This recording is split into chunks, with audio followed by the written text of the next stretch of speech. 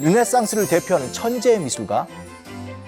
그런데 그가 위조범으로 작가 인생을 시작했다는 것 알고 계셨나요?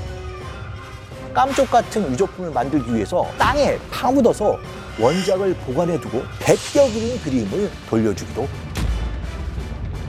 2차 세계대전 당시 나치까지 속여넘겨 세계를 놀라게 했던 또 다른 위조범. 그의 대담한 위조가 얼마나 대단했는지 보석을 갈아 만든 물감 세월의 흔적인 균열 오븐에 넣고 구워서 그들의 놀라운 위조 스캔들의 진실, 진짜일까요? 가짜일까요?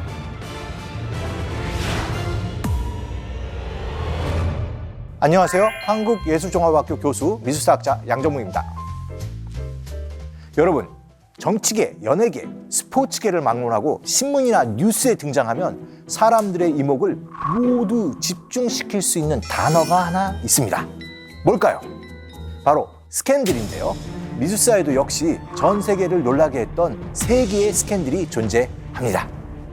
미술계의 다양한 스캔들 중에서도 사람들의 이목이 가장 집중되는 것은 위조인데요. 어떤 작가의 작품이냐에 따라 가격이 천정부지로 솟구치는 미술 시장이니만큼 작품의 가격을 올리기에 범죄인 위조에까지 손을 댄 인물들이 있는 거죠. 그런데 이 위조 스캔들에 여러분도 너무나 잘 알고 있는 미술가도 연루돼 있습니다. 교과서마다 등장하는 그 인물, 르네상스를 대표하는 천재 미술가 미켈란젤로입니다. 다비드, 피에타, 시스티나 예배당 천장화 등 이름만 들어도 아는 명작들을 탄생시킨 미켈란젤로. 하지만 그가 위조범으로 작가 인생을 시작했다는 것 알고 계셨나요? 유럽을 놀라게 했던 젊은 위조범 미켈란젤로. 그의 놀라운 위조 스캔들의 진실, 미술 읽어드린다 해서 읽어드리겠습니다. 1496년 21살의 무명 미술가 미켈란젤로는 하나의 작품을 만듭니다. 잠자는 에로스상이라는 조각상이었는데요. 잠자는 에로스, 잠자는 큐피드라고 불러도 좋겠네요. 그가 만든 작품은 곧 미술품 거래업자에게 팔렸고, 최종적으로 그의 작품을 구입한 사람은 교황 식스투스 4세의 조카이자 추기경이었던 라파엘레 리아리오였습니다. 그가 작품을 샀던 이유는 단 하나였습니다. 고대 작품인 줄 알았기 때문이죠.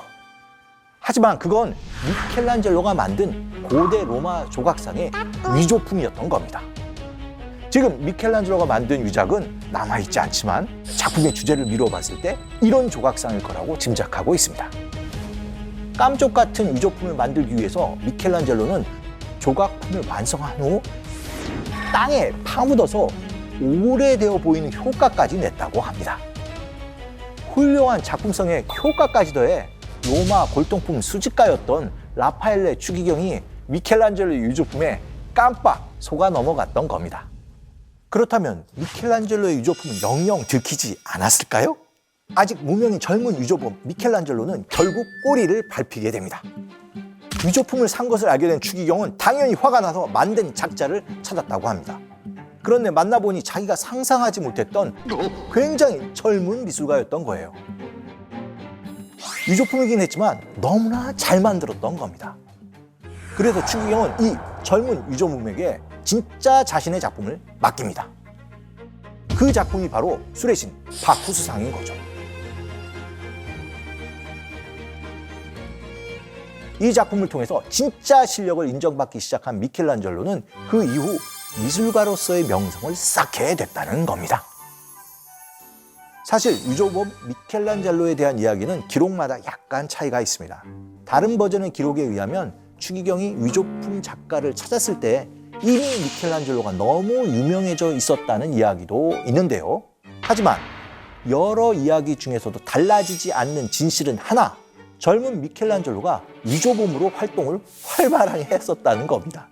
조르조 마자리라는 동시대 미술사가가 쓴 미술가 열전이라는 책에 미켈란젤로의 또 다른 위조 활동이 잘 담겨 있는데요. 잠깐 그 기록을 보실까요? 고대 거장의 드로잉을 얼마나 완벽하게 베껴 그렸는지 도저히 원작과 구분할 수 없을 정도였다. 세월의 흔적을 입히기 위해 종이를 연기에 쏘여 바른 것처럼 만들었기 때문이다. 그는 종종 원작을 보관해두고 대신 베껴 그린 그림을 빌린 사람에게 돌려주기도 했다. 위조범으로 미켈란젤로의 실력이 워낙 뛰어나다 보니 원작을 그대로 베껴 그린 후 주인에게 돌려줘도 몰랐다는 거죠. 참고로 만약에 그 위작을 가지고 있는 사람이 그게 미켈란젤로의 작품인 걸 알았다면 아마 지금 더 비싸게 팔렸을 겁니다. 그리고 이게 당시 출판된 책에 이렇게 노골적으로 실렸을 정도니 당연히 한두 번 해본 솜씨는 아니었겠죠. 미켈란젤로가 위조범으로 얼마나 활약했었는지 잘 알 수 있는 대목입니다. 여러분, 미켈란젤로 하면 떠오르는 대표 조각인 이 작품 아시나요? 현재는 이탈리아 바티칸에서 만날 수 있는 위대한 조각품 피에타인데요. 대리석 조각 작품으로서의 예술성은 말할 것도 없지만 이 작품에는 눈에 띄는 또 다른 특징이 한 가지 있습니다. 바로 성모 마리아가 두른 띠에 쓰여있는 글씨, 미켈란젤로의 이름입니다. 자세히 보시면 미켈란젤로 피렌체 사람 만들었다 이렇게 쓰여있죠. 이 띠에 이름을 쓴 이유 무엇일까요? 기록에 따르면 사람들이 이 조각을 미켈란젤로가 아니라 그의 경쟁자가 만든 것으로 생각하자 이를 바로잡기 위해 서명을 새겼다고 하는데요. 이를 다른 관점에서 보면 위작으로 이름을 알렸던 미켈란젤로이다 보니 위작 논란을 피하고자 이건 진짜 내가 만든 정통 작품이다 하고 이름을 새겼다고 볼 수도 있는 거죠. 물론 그 진실은 미켈란젤로만 알고 있지만 위대한 미술가로만 알고 있던 그의 새로운 면모가 황당하기도 하고 놀랍지 않으신가요? 르네상스 시대에 이탈리아를 놀라게 했던 위조범 미켈란젤로가 있다면 1945년에는 전 세계를 깜짝 놀라게 한 역사상 가장 유명한 위조범 반 메헤렌이란 인물이 있었습니다. 그의 대담한 위조가 얼마나 대단했는지 몇 편의 영화로까지 만들어졌을 정도고요. 2008년에는 BBC에서 선정한 인류 역사상 가장 위대한 사기꾼 1위에 꼽히기도 했습니다.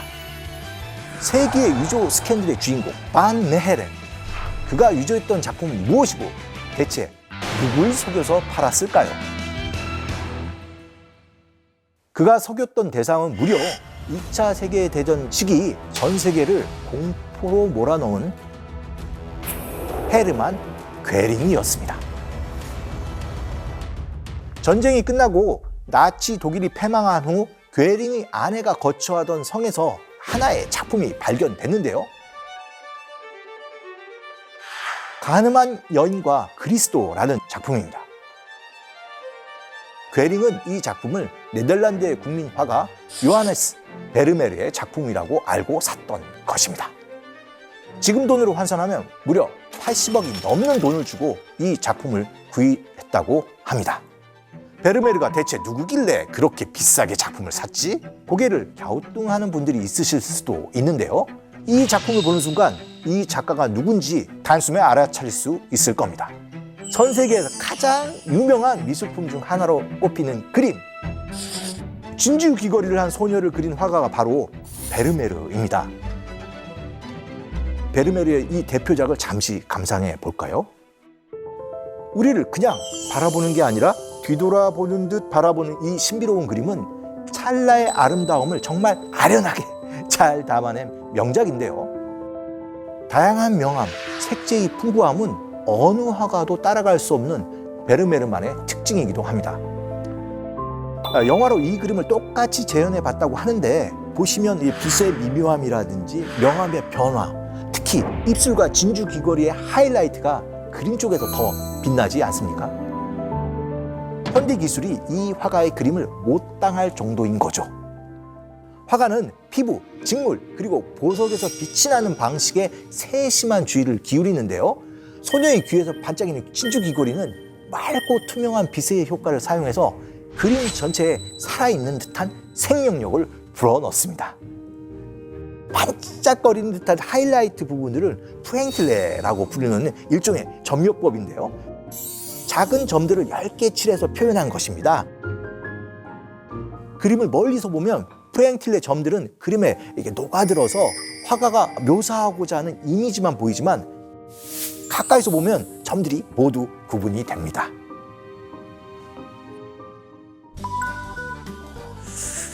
사실 이 여인은 굉장히 신비로운 존재인데요. 이 영화 속에서는 베르메르가 자신의 하녀를 그린 것을 표현하지만 그 정체는 사실 알 수가 없습니다. 인물의 초상화적 특징이 그렇게 잘 살아나지 않아서요. 어떻게 보면 초상화적 디테일은 좀 떨어진다고 볼 수 있는데요. 그래서 저는 이 그림을 동양의 미인도처럼 작가 자신이 이상적인 여인을 상상하면서 그린 것이 아닌가 싶습니다. 사실 베르메르는 정말 유명하지만 신비에 쌓인 작가인데요. 사는 동안 남긴 작품이 단 35점밖에 없다고 합니다. 그의 인생 역시 미스테리에서 거의 알려지지 않고 있습니다. 그리고 사실 그는 죽은 후에 200여 년 동안 완벽히 잊혀졌다가 19세기 미술사학자들에 의해서 재발견된 신비로운 작가인 거죠. 그리고 유명해진 와중에 나치의 픽을 받게 된 겁니다. 나치는 전쟁 기간 동안 유럽의 유명한 작가들의 작품을 약탈한 걸로 유명한데요. 나치 장교 중 한 명이 몰수했던 미술품들 중 베르메르의 작품인 천문학자를 발견하고 너무 기뻤던 나머지 히틀러 비서에게 편지를 쓸 정도였다고 합니다. 동봉안 보고서는 총통 가깝게 큰 기쁨을 드릴 것이라 믿습니다. 뿐만 아니라 저도 기쁜 마음으로 총통 각각해서 전에 언급했던 델프트의 얀 베르메르의 그림이 로스차일드가에서 몰수한 작품들 사이에서 발견됐다는 사실을 알려드립니다. 이 화가의 작품이 나치 독일에서 얼마나 인기 있었는지 알 수 있죠. 그러니까 나치의 장교인 괴링도 그의 작품을 개인적으로 사들였던 거죠. 하지만 전쟁이 끝난 후에 이게 큰 문제가 됩니다. 네덜란드의 위대한 미술품을 팔아버린 그 인물이 누구인지 민족의 배신자를 찾아야 한다라는 목소리가 높아진 거죠. 결국 괴링에게 그림을 판 간악한 미술상이 재판에 넘겨집니다. 그의 이름은 바로 반 메헤렌이었죠. 하지만 재판에 나온 그는 아주 충격적인 얘기를 합니다. 어떤 말이었을까요? 자신이 판 작품이 베르메르의 작품이 아니라 자기가 직접 그린 위조품이라는 것입니다. 하지만 본인이 자백을 했음에도 불구하고 사람들은 믿지 않았습니다. 왜냐하면 이게 위조품이라기에 베르메르의 화풍을 그대로 담아낸 너무 잘 그린 그림이었거든요. 실제 그가 그렸던 베르메르의 위작은 하나가 아니었는데요. 그가 그린 작품을 하나 더 볼까요? 여기서 하나는 실제 베르메르가 그린 작품, 다른 하나는 반 메헤렌이 그린 위작인데요. 여러분은 어떤 게 진짜인지 아시겠습니까? 왼쪽일까요? 오른쪽일까요? 바로 오른쪽에 앉아있는 여성 그림이 가짜입니다. 정말 같은 분위기의 그림인데요. 위조본 반 메헤렌은 화풍뿐 아니라 오래된 그림임을 표현하기 위한 여러 가지 테크닉을 그림에 접목했는데요. 17세기 당시 베르메르가 사용했을 오래된 물감을 쓰기도 했습니다. 예를 들어 그 당시 푸른색은 울트라마린을 썼는데 이 물감은 라피스 라줄리라고 하는 일종의 보석을 갈아 만든 물감이었거든요. 그걸 그대로 재현하고 캔버스 위에 세월의 흔적인 균열, 크랙까지도 만들어냅니다. 그림을 아주 두툼하게 그린 다음 오븐에 넣고 구워서 물감층에 균열을 낸 거죠. 정말 엄청나게 연구해서 위작을 만들어낸 겁니다. 그런데 사실 반 메헤렌이 위작을 그리게 된 사연이 하나 있는데요. 그는 원래 미술상이 아니라 그림을 그리는 화가였습니다. 하지만 자기 이름을 걸고 그림을 아무리 그려도 그게 팔리지 않으니 세상에 대한 불만과 복수심으로 위작을 그리게 됐다는 거죠. 실제로 그렇게 그린 그림들이 엄청나게 잘 팔려서 그는 당시 암스테르담에 집이 50채가 넘게 있는 그야말로 부동산 재벌까지 됐다고 합니다. 하지만 자기가 직접 그렸다고 해도 재판에서 사람들이 위작이라는 것을 아무도 믿어주지 않자 위조범 반 메헤렌은 결국 자신의 범죄 사실을 직접 증명해야 했습니다. 그래서 위작을 직접 그리는 과정을 공개한 것이죠.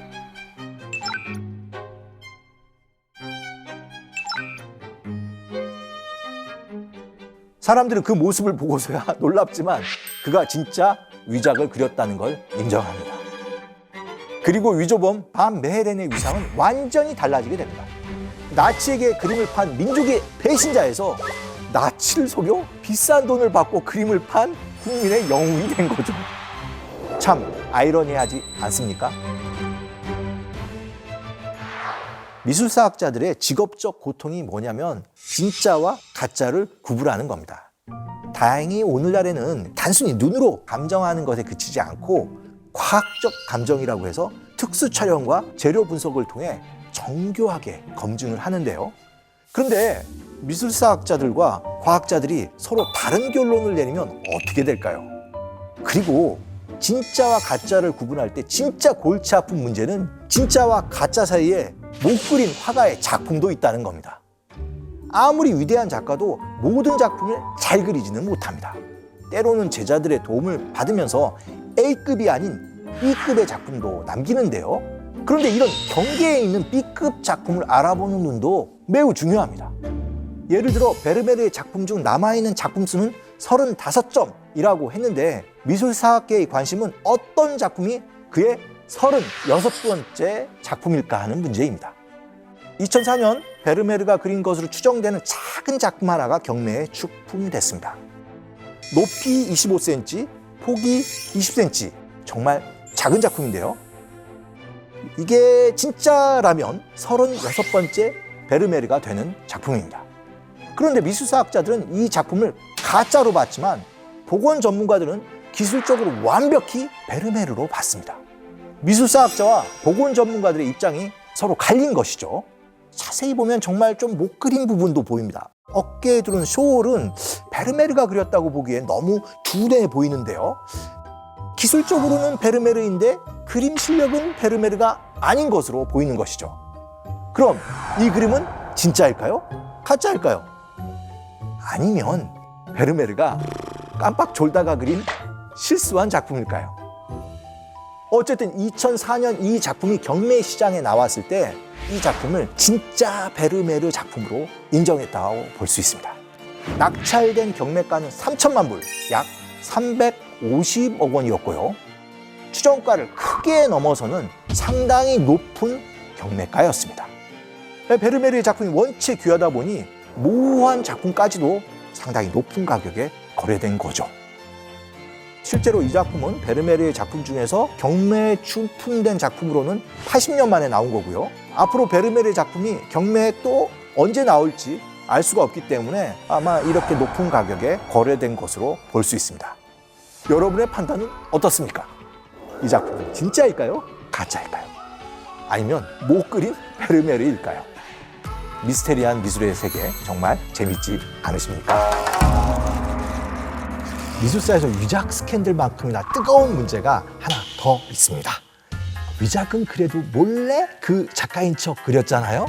근데 오늘 소개해드릴 내용은 살아있는 작가의 눈앞에서 그 작가의 서명까지 똑같이 따라 베껴 그린 사건입니다. 르네상스 천재화가 미켈란젤로도 당하고 막장 드라마의 원조 호가스도 당했던 최고의 화가들에게서 일어난 최악의 표절 사건들, 그리고 표절범을 벌 주기 위해 벌인 재판 끝에 돌아온 어처구니 없는 판결. 지금 들으면 모든 창작자들이 뒷목을 잡을 만한 충격적인 이야기, 그 엄청난 사건들의 내막을 바로 읽어드리겠습니다. 오늘은 먼저 여러분께 미술사에서 아주 유명한 명언 하나를 공유하려고 합니다. 현대미술의 아버지라고 불리는 예술계의 거장 피카소가 했다고 알려진 말인데요. 좋은 작가는 베끼지만 위대한 작가는 훔친다.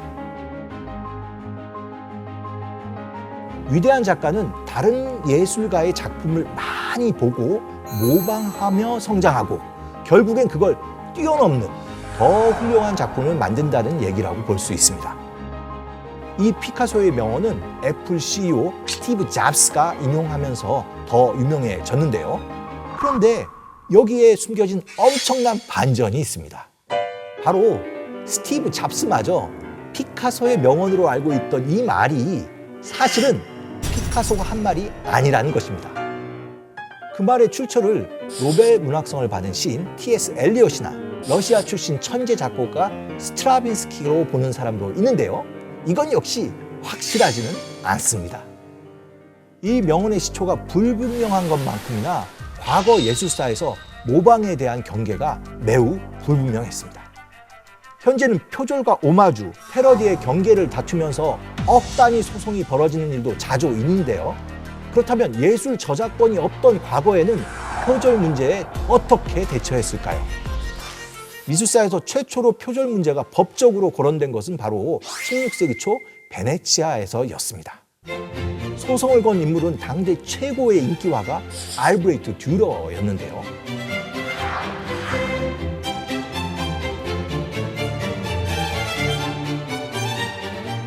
듀러는 미술사 최초로 브랜드라는 개념을 도입하고 새로운 개념의 미술 시장을 연 미술사에서 손꼽히는 선지자적인 인물인데요. 듀러가 활동하던 당시에 미술은 오늘날의 영상산업만큼 번창했습니다. 그런데 엄청난 인기에도 불구하고 많은 사람들은 미술 작품이 너무 비싸서 소유할 엄두를 낼 수 없었습니다.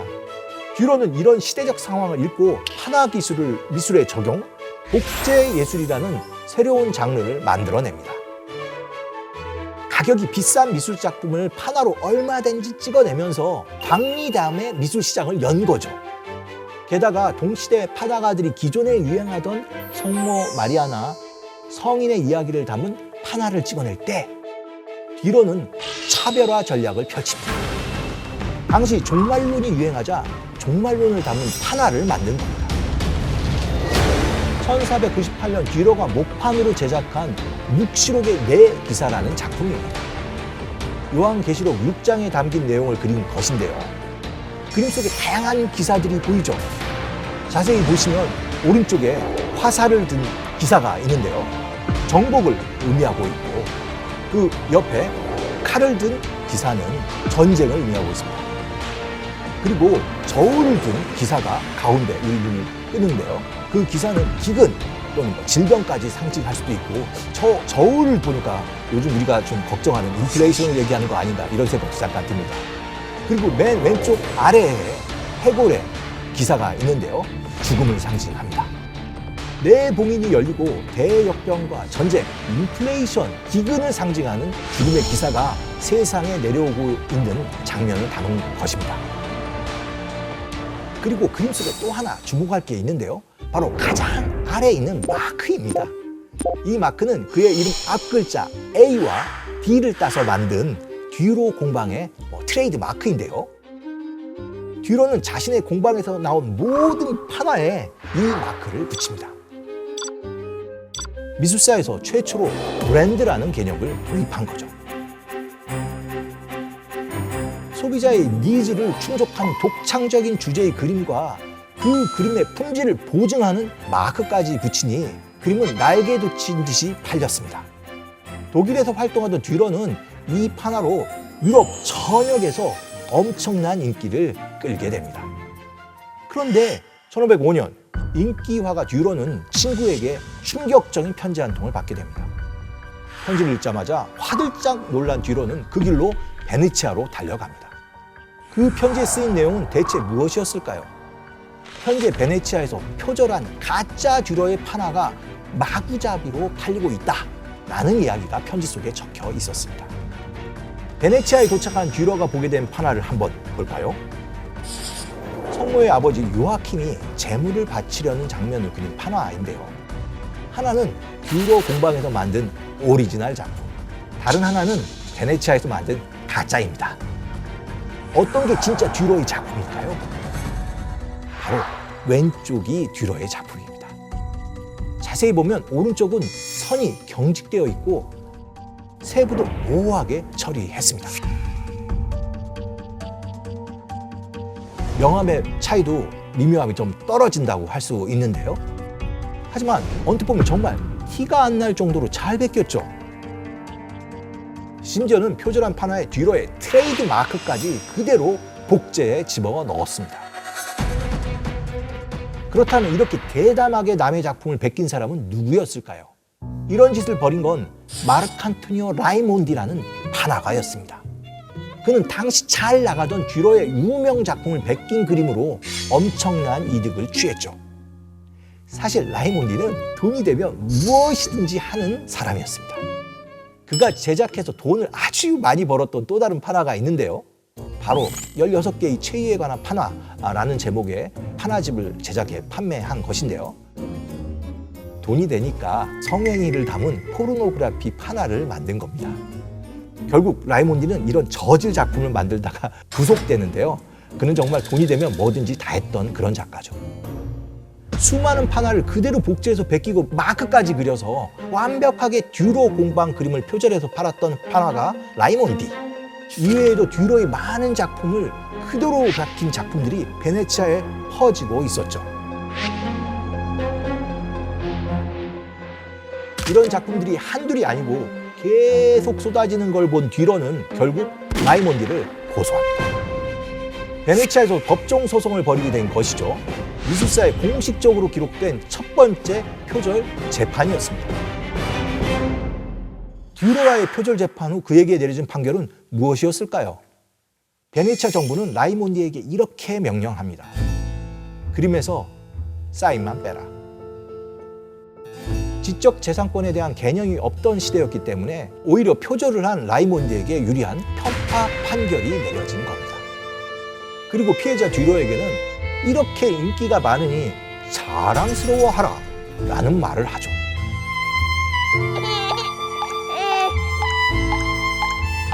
독일로 돌아간 듀로는 표절 문제를 해결할 다른 방법을 찾습니다. 신성 로마 제국 황제 막시밀리안 1세에게 도움을 청한 겁니다. 1511년에 성모 마리아의 일생이란 작품이 최종적으로 완성되자 듀로는 그걸 가지고 황제에게 달려갑니다. 듀로의 SOS를 받은 황제는 듀로의 작품은 더 이상 다른 사람이 복제할 수 없다라는 독점 권한을 인정해 줍니다. 이후 듀로의 판화 표지가 확 달라지는데요. 아예 표절하지 말란 살벌한 경고문을 박아 넣는 겁니다. 대략 이런 내용인데요. 두려워하라. 제국의 통치 아래에 있는 그 누구도 내 판화를 찍어내거나 조잡한 모방품을 만들어 팔 수 없다. 내가 이 권리를 영광스러운 황제 막시밀리안에게서 받았음을 모르는가? 그러라. 만일 그대가 악의와 탐욕으로 이를 어기게 된다면 그대의 재산이 압수될 뿐만 아니라 그대의 몸도 안전하지 않을 것을 명심하라. 베네치아의 표절 소송에서는 소득이 없었지만 황제의 힘을 등에 업고 저작권 방어에 성공한 거죠. 그렇다면 재판 이후 라이몬디는 어떻게 됐을까요? 아무래도 베네치아의 인기가 좀 껄끄러웠는지 장소를 옮깁니다. 교황의 도시이자 카톨릭의 수도 로마로 간 것인데요. 거기서 뭘 했을까요? 네, 또 다른 작가의 작품을 베낍니다. 당대 최고의 화가 미켈란젤로의 작품을 표절해서 판화로 만든 건데요. 왼쪽은 미켈란젤로의 작품 카시나 전투, 오른쪽은 라이몬디가 표절한 작품입니다. 왼쪽에서 이 세 남자의 모습만 딱 따오면 거의 같은 그림이죠.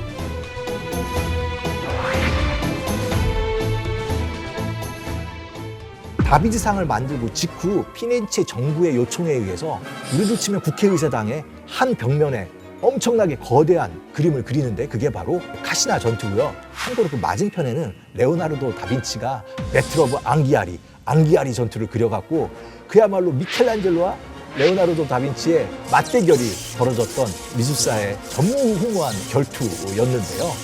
안타깝게도 미켈란젤로의 작품은 지금 우리가 보는 이 판화로만 전해오는데요. 요건 어떻게 된 거냐면 미켈란젤로가 그린 그림을 아리스톨레 다 상갈로라는 제자가 드로잉으로 그렸던 거고요. 그거를 그 당시 판화가가 찍어놨는데 미켈란젤로의 원작은 사라져 버렸고 지금은 도리어 이 판화만 남아있는 것이죠. 그런데 이때 로마에서 라이몬디와 손잡고 협업을 한 작가가 있습니다. 르네상스 시대 3대 거장 중 하나인 라파엘로였는데요. 대가들의 그림을 그대로 따라한 라이몬디의 모방 능력에 반했는지 라파엘로 자신의 작품을 판화로 만들어서 배포하는 작업을 이 작가에게 부탁한 겁니다. 함께 했던 대표적인 작품을 한번 볼까요? 그리스 신화 속에 나오는 이야기를 다룬 파리스의 심판이라는 작품입니다. 왼쪽을 보시면 파리스가 새 여신 앞에서 사과를 건네주고 있는 그 유명한 장면이죠. 그런데 아이러니하게도 이 그림 역시 원본은 사라진 채 라이몬디의 복제 작품만 남아있죠.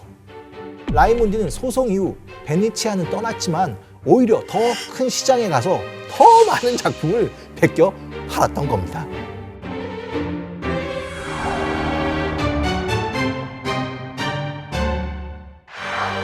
미술사에서 표절 때문에 괴로워했던 대표적인 작가가 한 명 더 있습니다. 웹툰의 시초, 영국식 유머와 비판, 정치 풍자 등을 그림 속에 담아냈던 화가 윌리엄 호가스입니다.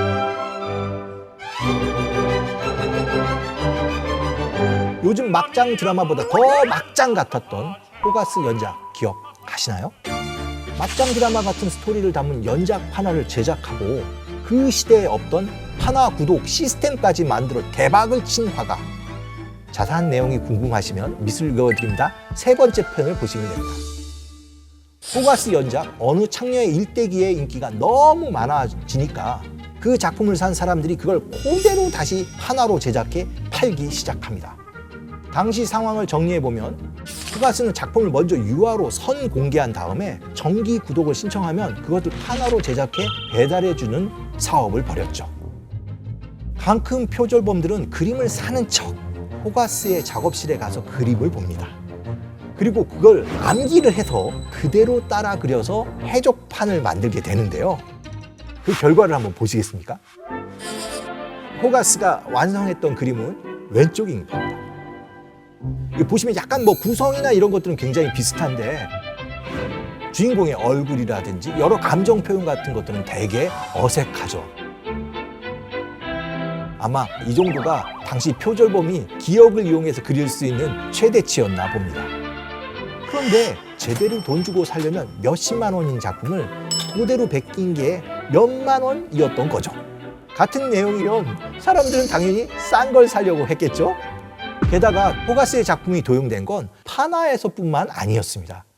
작품을 표절한 것도 모자라 그걸 그대로 부채에 넣어 팝니다. 부채 앞에 그림 3장, 부채 뒤에 3장, 총 6장의 시리즈가 딱 들어가는 부채였죠. 요즘으로 치면 굿즈가 아닌가 이런 생각이 좀 들기도 합니다. 하지만 호가스도 이 표절범들에게서 자기의 작품을 지키기 위해 많은 노력을 했던 것 같습니다. 바로 작년인데요. 호가스의 전시가 영국에서 열렸는데 이때 굉장히 재미있는 발견이 보고되었습니다. 탕하의 일대기 4번째의 그림 중에서 그의 조광지처 같은 옛 여인 사라 영이 붙잡혀가는 토움을 구해주는 장면인데요. 그런데 그의 그림의 엑스레이를 찍어보니까 사라 영의 머리 부분에 원래는 또 다른 그림 디테일이 있었던 거죠. 작업실에 와서 그림을 보고 해적판을 그리려는 사람들을 속이기 위해 최종 판매하는 그림과 다른 선공개 그림을 보여준 거죠. 호가스 나름대로 굉장히 머리를 썼던 겁니다. 하지만 그럼에도 불구하고 수많은 표절 사건이 해결되지는 않았던 것 같습니다. 호가스는 결국 정치계 친구들을 통해 이 문제를 해결하려 했는데요. 어떤 방법이었을까요? 결국 그는 의회의 도움을 받아 호가스법을 제정한 겁니다. 1734년부터 법안을 준비하고 1735년 드디어 이 법이 의회에 통과됩니다. 창작자의 권익을 보호하는 첫 번째 법안이 탄생하게 된 거죠. 지금 현재 인정받는 모든 지적 재산권의 시작이 바로 호가스였던 겁니다. 1731년 어느 창녀의 일대기가 성공한 이후 사람들은 눈이 빠지게 호가스의 후속작을 기다리는데요. 호가스의 다음 작품 탕하의 일대기는 무려 4년 후인 1735년에 발표됩니다. 사실 호가스는 1735년 이전에 이 작품을 그렸지만 저작권법이 통과되기 전에는 공개를 하지 않았던 겁니다. 자신의 권리를 보장받을 수 있게 되자 그제서야 판매를 시작한 거죠. 만약 원작이 없고 복제본만 남아있으면 어떻게 될까요? 실제로 미술사에는 그런 일이 꽤 있습니다. 그중 가장 대표적인 작품은 만화의 풀바디의 점심이라는 작품인데요. 이 그림은 미술의 역사를 다시 쓰게 한 작품이라는 평가를 받고 있는데요.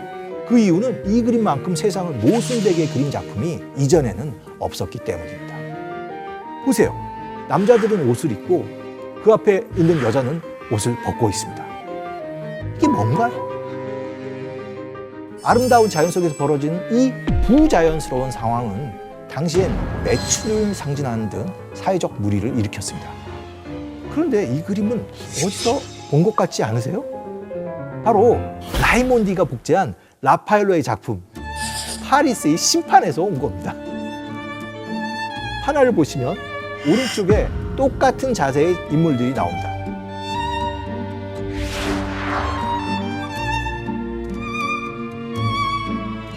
물론 마네는 이 판화 작품을 르네상스의 대가 라파엘로의 것으로 생각했겠지만 실제로는 라이몬디 버전의 판화였습니다. 어쩌면 라이몬디 덕분에 마네는 새로운 영감을 얻을 수 있었던 거죠. 한편 마네는 이 그림에서 16세기 초 베네치아에서 그려진 풀바디의 콘서트라는 그림도 이용합니다. 벌거벗은 여성이나 자연 풍경은 바로 이 그림에서 따왔다고 볼 수 있죠. 아마 이렇게 보면 마네는 하나만 베낀 게 아니라 여기저기에서 베껴서 짜집기하고 있습니다. 그런데 우리는 마네를 표절했다고 보기보다는 전통적 모티브를 이용해 당시 사회를 강하게 비판했다고 평가합니다. 그만의 독창성에 더 무게를 주는 건데요. 어쩌면 모방과 창작은 종이 한 장 차이인 것 같습니다. 이 때문에 예술에 대한 평가는 언제나 어렵죠.